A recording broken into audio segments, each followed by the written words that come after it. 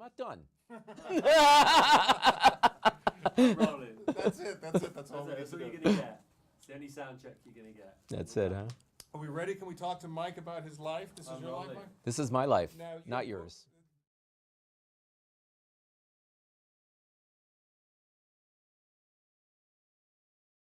We were living in New Jersey. Yeah, my father, he always wanted to be a professional sax player. And then when he met my mother, he decided that this probably wasn't a good idea because they wanted to have a family and, you know, how it is trying to be a musician, make a living and provide for your family. So he decided against that.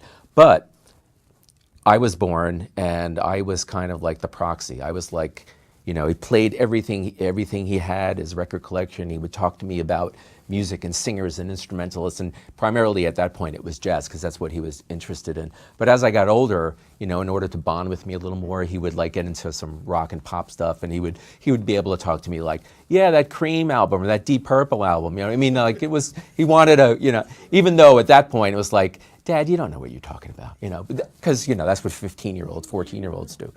13-year-olds. So anyway, so we were living in New Jersey, and my sister, who's just a year younger than me, befriended the local hotshot band in the town, and this was in Matawan, New Jersey, in the mid-'60s.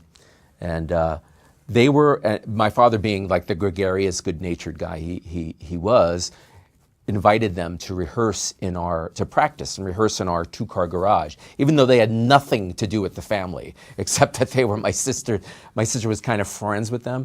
So they needed a place to rehearse, and my father was always like that, come on in, yeah, we have room here, whatever. So they set up their PA and they rehearsed, they would practice in my garage. And I was just like 12 years old, 13 years old.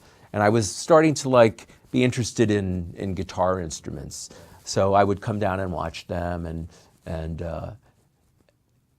it was fascinating to me. They were playing like, you know, Beatles songs and Cream songs and Jimi Hendrix and Creedence Clearwater Revival. You know, they were all like 13, 14 years old, and I was like 12. So that's a big difference. That's like pre-pubescent, post-pubescent, you know, everything was going on at one time.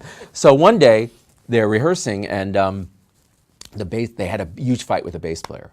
And he just got up in the middle of the practice and walked out, and which turned a light bulb on with my father. And he said, hey guys, I have an idea.